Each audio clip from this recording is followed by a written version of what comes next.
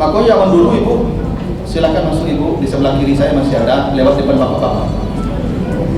Silakan ibu lewat depan bapak-bapak, bapak ibu. Silakan sini, silakan sini.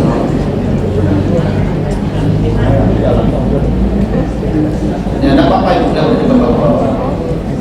Silakan. Ibu jauh-jauh datang masa langsung.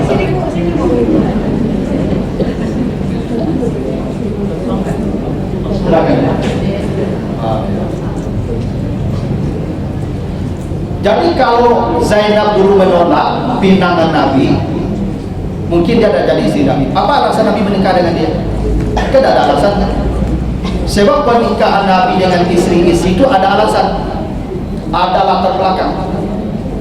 Nabi menikah dengan Aisyah karena dasarnya pertama Aisyah itu dia pintar. Itu makanya Aisyah pun paling banyak meriwayatkan hadis Nabi. Nyok itu tadi daya ingat nyok kuat. Apa yang dikatakan Nabi, Aisyah pun langsung terekam full. Itu pintarnya Aisyah. Itu makanya Aisyah pun paling banyak meriwayatkan ucapan Nabi hadis. Karena ingatannya kuat. Kalau Aisyah itu mengecik orang gini, wah sekian puluh tahun bisa nyulang kecik orang itu utuh. Kalau ibu, kalau ada pintu itu hitam.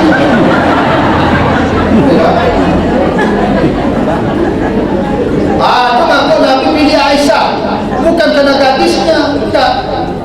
Makanya dulu kalau ada perkara-perkara agama yang rumit, Nabi menjelaskannya karena ini perkara privasi perempuan, Aisyah yang turun. Karena dia cerdas, penjelasan Nabi ke Aisyah tidak akan meleset. Ibu mungkin aku ajar sesuatu, itu ibu ajarlah kurang yang bekerja mungkin berubah gitu. Maka Aisyah menjadi juru bicara Nabi untuk masalah perempuan. Ada alasan. Nabi menikah dengan Safiyah binti Huyai. Safiyah binti Huyai itu istri Nabi di kalangan Yahudi. Jadi Safiyah binti Huyai itu bapaknya Yahudi. Dia kepala suku. Kepala suku.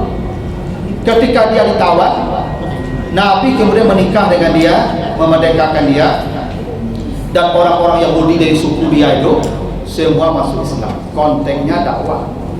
Sebagaimana menikah dengan Juwairiyah juga begitu dakwah.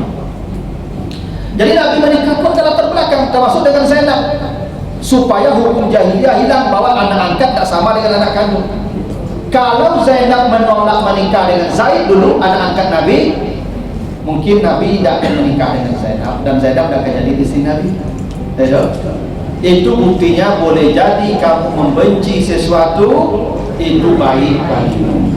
Nah, para banyaknya ibu ya perempuan yang yo panasnya gilu-gilu laki-laki sebanai ibu sedap yang lain tempatnya menikah menyasa jadi sudah itu.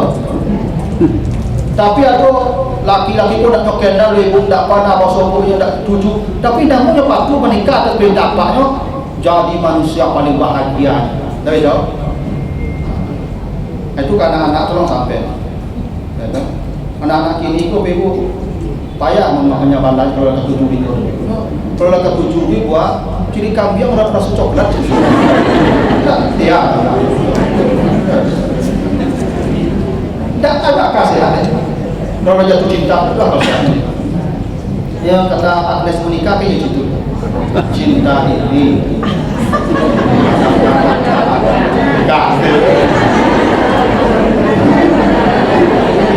Adalah saya urusan Agnes. Nah, boleh jadi tadi kamu tidak menyukai satu perintah, tapi itu baik. Baik, nomor 2 An-Nisa ayat ke-19.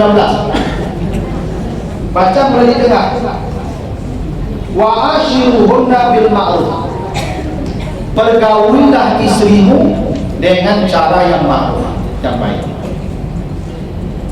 Jika kalian membenci mereka, fa in karihtumuhunna, kalau kalian para suami membenci istri kalian, maka kata Allah, fa asa ayakrahu syai'an wa yaj'alallahu fihi khairan katsiran. Boleh jadi istri yang kau benci itu padanya terdapat kebaikan yang banyak. Jadi kata Allah, ini konteks ayat itu, kalau seorang suami dapat isi durhaka, istriku dua pahlawan panjawi, masya Allah, awak sekalimat bahkan bulan bocah tunjuk nanti deh mbak. Dari ibu itu dong, awak sekalimat ibu bahkan dulu bu hamba saya rasulullah. Dia banyak cerita oleh pakai selama munya, saya tak pandai juga cerita banyaknya dari pagi ke jago dan lalu kaya lalu sampai ke kamar mandi cuma buka mengisi ibu, ya toh. Pernah sekali kalau ibu tuh, bu kurang rasul kan itu, iya pak ya, kayak tambah kan pak, apa kayak yang menambah kamu yang menambah kan banyak bakso lain. Nah aku cipu sampai ke kamar mandi cuma repet-repet. Itu aku kadang kami itu juga termasuk sampah dan lama kami nunggu sudah. Iya. Jangan kami komentar baca. Hamba mana masyarakat itu kami punya, sedangkan kampung itu kami. Kalau komentar mereka lain sentiam jauh. Ada ibu-ibu yang begitu, ya toh? Yobana rewel. Ya. Oh, kalau di kalau Indonesia mana itu? Dan itu pernah istri Umar itu rewel itu. Umar bin Khattab itu dapat istri rewel. Makanya cerita itu ya, kan Umar itu begini. Umar itu kalau lewat di jalan kata Nabi, itu setan memilih jalan lain. Karena Umar itu bangga. Jadi Umar kalau lewat, setan menapi-napi jalan. Takut setan pun takut coba itu. Gimana takut coba? Tapi Umar itu kalau diberangi istri antum. Itu hebatnya gini. Umar setan takut ini. Tapi Umar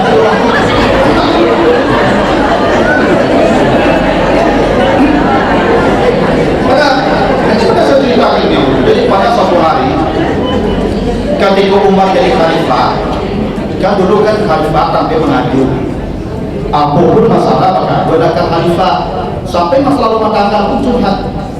Maka Nabi Daud itu kan khalifah kan, Nabi Daud itu khalifah.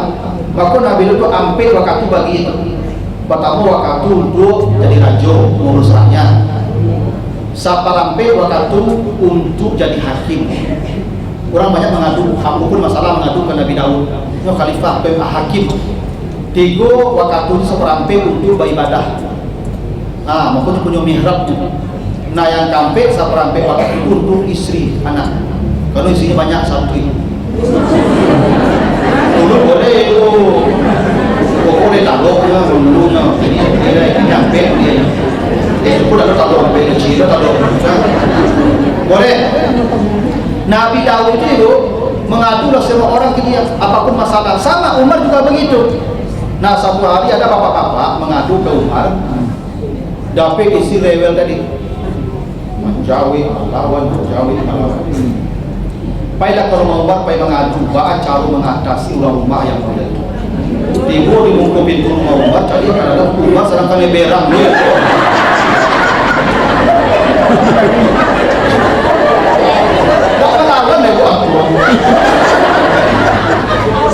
Aja itu lah Umar hasil. Nah sahabat ini mencari keadaan mereka itu dari Yul. Awak minta tolong dia payah.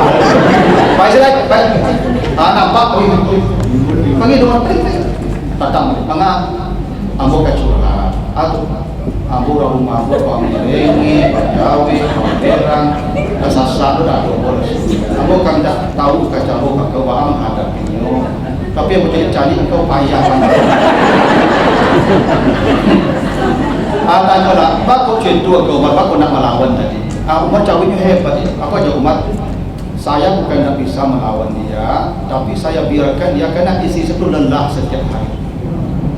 Dia lelah mengurus anak-anak, mengurus saya, mengurus rumah. Nah lelahnya itu marah, akumulasinya marah. Jadi caranya biar berang dulu, tapi kau panik surang.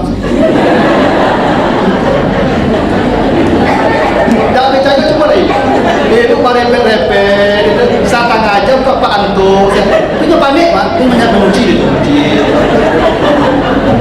Sampai situ aja tuh Pak, sampai situ aja tuh. Dak kalabi itu percaya oleh kamu. Siapa ibu-ibu pun wajib mengecek 20.000 kartu sehari. Ibu-ibu wajib mengaduan kece 20.000 kata setiap hari. Wajib, kalau enggak tidak mau. Kalau enggak mengecek 20.000 kata sehari Pak tidak mau. Tapi kok lape yang 20.000 kok Pak mau gile makanya mau ceramah apa cari itu nempel otak ibu-ibu. Aku ceramah apa cari itu pada ibu otak. Tapi aku paham Pak, kalau cukup 20.000 lagi. Iya, kalau awal kok Pak 5.000 nya kecilnya, dan 5.000 habis tuh off lagi. Itu mah apa-apa tiba di rumahnya menu-menu sering. Itu cukup ya. Kami di rumah ada banyak kecil itu. Maka mau tanya ke orang rumah lo, apa di rumah ibu ada kecil itu? Mau habis itu. Kan 5.000 Pak. Ibu 20.000. Dan habis Pak. Coba punya papa pulang sore, aduh udah kayak ibu suruh ngecek dulu. Nah, itu lalu Pak. Nah, kalau tapi istri yang mulai itu kan jengkel loh Pak. Udah jengkel loh. Awas kalimat mengecek salah panjang antah menjawe ya kan satu nasihat awaknya jawe satu lagi nasihatnya jawe tidak jengkel kan kata Allah bertahan tetap pergauli istrimu dengan cara yang baik. Boleh jadi istri yang kau benci itu pada dirinya ada kebaikan yang banyak. Kalau ayat ini dipahami laki-laki akan panah ada laki-laki yang menceraikan istri seburuk apapun keadaan istri. Kenapa? Boleh jadi istri yang kau benci itu di sana ada kebaikan yang banyak. Ya minimal Pak, kalau istri mulai itu Pak capek mati, udah capek. Kalau mati ya Pak capek ya. Kenapa lama-lama Pak di dunia kau? Makin lama Pak makin payah itu kan. Makin lama Pak makin banyak penyakit. Kalau mati capek, dah gembira langsung tuh dek perangi ibu cucu. Maka bertahap sebaliknya juga begitu. Ibu kalau dapat suami yo mana insyaallah ya belanja orang pikiran di rumah main HP saja pakai jam rumah cari saja awak lah sadunya kuat ibu gitu aku lah dalam mereka galak-galak aku pun galak-galak aku curiga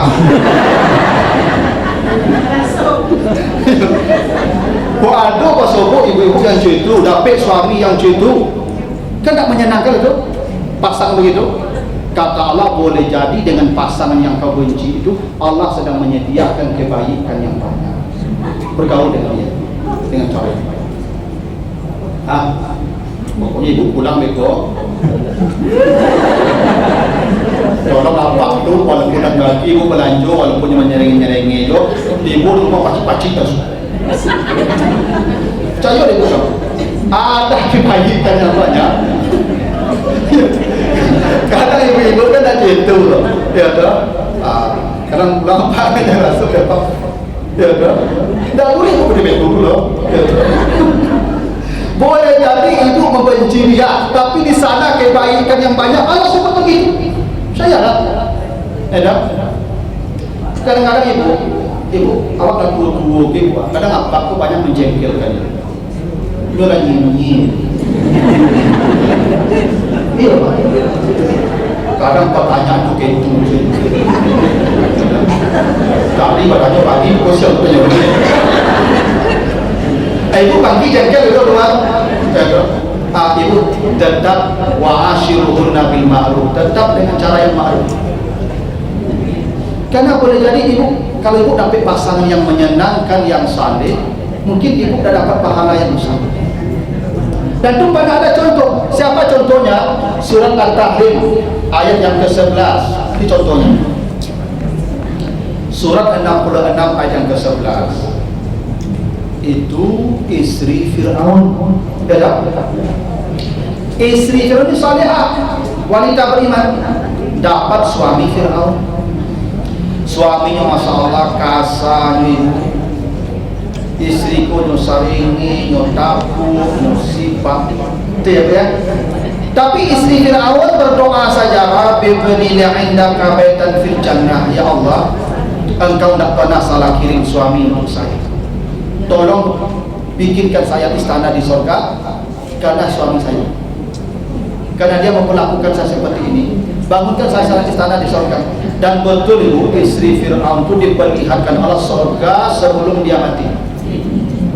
Istananya nih istana. Kenapa? Karena engkau tetap bertahan dengan suami yang kau benci sebenarnya. Ya dong? Itu makanya kata Nabi, perempuan yang minta cerai diharamkan mencium aroma surga. Kenapa itu kata Allah? Makanya ibu sabar, tidak kelamun. Kalau tadi 20.000 padahal 5 tahun, 60, 2 tahun, 3 tahun. Kan di situ Allah janjikan kebaikan yang banyak. Justru ibu dikasih suami yang begitu, Allah sedang membukakan pintu kebaikan yang ibu tak tahu. Nanti ibu baru tahu di akhirat atau menjelang mati. Alhamdulillah ya Allah, untuk engkau lagi aku suami cintu dulu. Kau ustaz suami aku mungkin ikut dapat nombor. Justru dapat suami melalui ibu diciptakan sesuatu yang Masya Allah, kebaikan yang banyak, khairan kasiran. Gitu. Jadi apa? Kalau ibu-ibu kok tidak ideal, ya, udah tahan. Ibu contoh, ya, mohon maaf nih. Kalaupun bapak tu dia menikah lagi, kan tidak ketujuh ibu nak mohon tahan.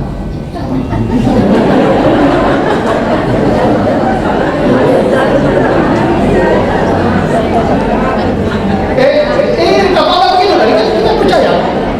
Boleh jadi kamu membenci dia, tapi kalau engkau tetap bergaul dengan baik dengan dia, melayani dia, Allah jadikan untukmu kebaikan yang banyak. Masa ibu tidak percaya dan Allah gitu? Kalaupun dia menikah, asalkan dia mengerjakan yang cara yang halal, sudah. Ikan tak haram, tidak ada haramnya. Sudah. Pulang dia, ibu sambut. Dia pergi ke sana, alhamdulillah. Bisa ibu beribadah bebas, dah betul. Lagian kalau nyuruh ibu, misalnya ada sampai 3 hari situ, 3 hari di jalan ibu, kan ringan kerja ibu. Kalau ada 7 hari itu mabuk sekali ibu. Ikut 3 hari sini, 3 hari situ, 3 hari bisa ibu full beribadah betul. Kalau kepayah ibu, tak ada payah. Yang jadi berlanjut cukupan, sampai tinggal lagi. Kendaraan ada, nah, apa masalahnya? Tak ada masalah.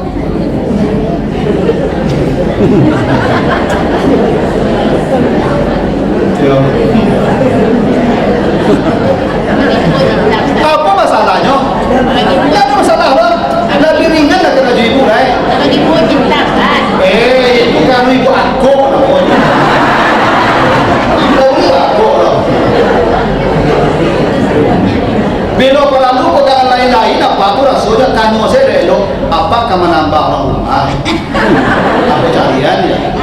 Keringan kerja ibu. Betul coba ibu 3 hari apa dia? Kamu 3 hari dah. Yang cik mak suruh saja doi malah sama. Ringan ibu, ringan. Cayo ibu kamu sama ada ringan. Aduh, ibu guru aku cerita itu ya.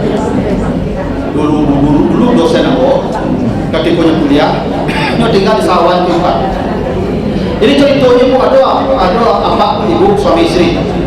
Nah, bertetangga itu kata Allah ndak punya pasangan itu, ndak dapat jodoh lah.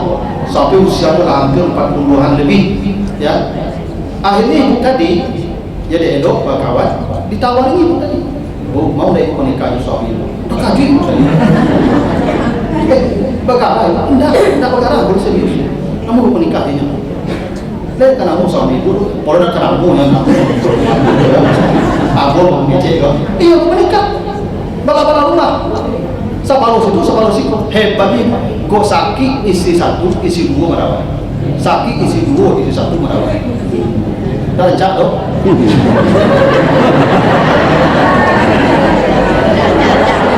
Ya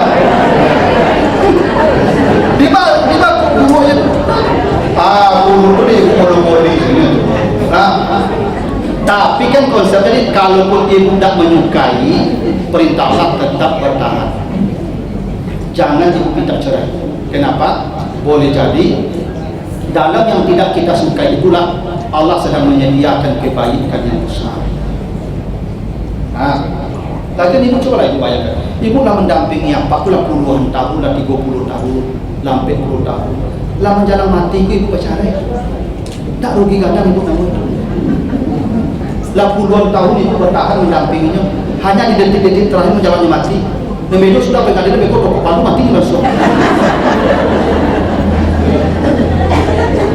Ya. Itu ya, Nisa ayat 19 ya. Pergaulilah istrimu dengan baik walaupun dia durhaka. Walaupun istrimu durhaka, pergauli dia dengan baik. Boleh jadi dia yang durhaka itu membuat hatimu jengkel. Kalau engkau tetap bertahan dengan dia, Allah sedang menyediakan kebaikan yang baik. Jadi ibu kalau yang ngadu pada kamu gugat cerai urungkan. Bertahan deh. Yang kedua banyak jamaah saya itu ibu yang WA saya, makanya konsultasi dengan saya sudah bulan bercerai Ustaz. Saya bilang ibu bertahan dengan baik. Dia datang lagi mau belanja, saya pun cari belanja surat. Tak payah mana? Kadang-kadang ibu non dia hati gunakan ujung ibu, tak punya elok saya boleh tu. Nah hati ibu hati ibu lah bela. Ibu bertahan lah. Allah suruh begitu. Ya. Fa'asa antakrahu syai'an wa yaj'alullah fihi khairan katsiran. Boleh jadi kamu membenci sesuatu, tapi itu yang baik bagi dia yang kau benci itu yang baik. Ya. Apalagi zaman ini ibu memang banyak persoalan rumah tangga, terlalu banyak. Ya. Nah kalau nak menyenangkan, kadang-kadang gini, kadang istri kau, ya mungkin suka sama ayah, mungkin juga keluarga abang ayah aku. Kalau ibu payah aku dia keroga suami, lalu suami mulai berpikir mencari yang baru lagi. Kalau tahan. Atau mungkin tipikal ibu kau memang susah diatur, kan? Tak boleh tu melawan menjauhi itu tadi. Ya, dia beri aturan jelanggar, tapi juga aturan jelanggar kan. Bertahan saja. Ya. Ya apa-apa pun tak ada. Tiga ya. An-Nur 24. An-Nur 24 ini ceritanya, baca di An-Nur itu ayat 11 ya, 24 11. Nih. Surat 24 ayat 11. Itu cerita Aisyah difitnah berselingkuh. Jadi Aisyah itu difitnah selingkuh dengan Safwan bin Mu'attal. Itu Masya Allah Nabi itu Aisyah itu yumana tidak lalu, tidak makan 3 hari. Kenapa begitu? Karena Nabi pun tidak menegur dia. Nabi pun marah. Karena Aisyah ini tadi keluar dari tandungnya, tidak minta izin ke Nabi. Sampai dia tercecer. Itu membuat Safwan menemukan dia di jalan, dibawa pulang fitnah. Maka Nabi marah, kenapa tidak minta izin tadi? Dari tegur Nabi 3 hari, Nabi diam saja ke Aisyah. Maka Aisyah pun menangis sejadi-jadi. Baik ke rumah apa, ke rumah Abu Bakar duduk di muka pintu, menangis di muka pintu. Lewat orang ibu-ibu pagi, ibu hari dah baru orang mau menangis. Lah dia ingat tu tu. Contoh mana Aisyah tu sensitifnya ibu. Kalau tak disapu oleh suami ibu, tak lalu, tak makan, menangis. Habis perasaan Aisyah itu. Ibu-ibu lah kami berangi berkamu tu. Makan pada minggu tu. Akan tabah rasanya. Aisyah tak. Itu goncang hati Aisyah, tapi Aisyah dia tidak ada merespon berlebihan, tidak menyenangkan apa yang terjadi. Apa kata Allah? Ya, la tahsabuhu syarran lakum bal huwa khairul lakum. Jangan kau kira fitnah orang itu buruk, tapi fitnah orang itu adalah kebaikan. Tak menyenangkan nama baik kita dicemarkan orang, tak menyenangkan. Tapi kata Allah, jangan kau kira fitnah mereka itu buruk, tapi fitnah mereka itu adalah kebaikan. Maka itu, ibu kalau dicemarkan nama baik orang, difitnah orang, semua amal dia akan dikirim ke kita. Pada baik, tidak ada dosa, tidak ada lagi amalnya usah habis, dosa ibu dikirim ke dia. Itu yang disebut muflis nanti di akhirat. Ada orang bangkrut. Kenapa? Lidah yang selalu menyakiti orang, menghancurkan nama baik orang. Akhirnya apa? Dia mencari semua orang untuk menyerahkan amal yang banyak. Habis amalnya, dosanya diambilkan, kasihkan ke dia.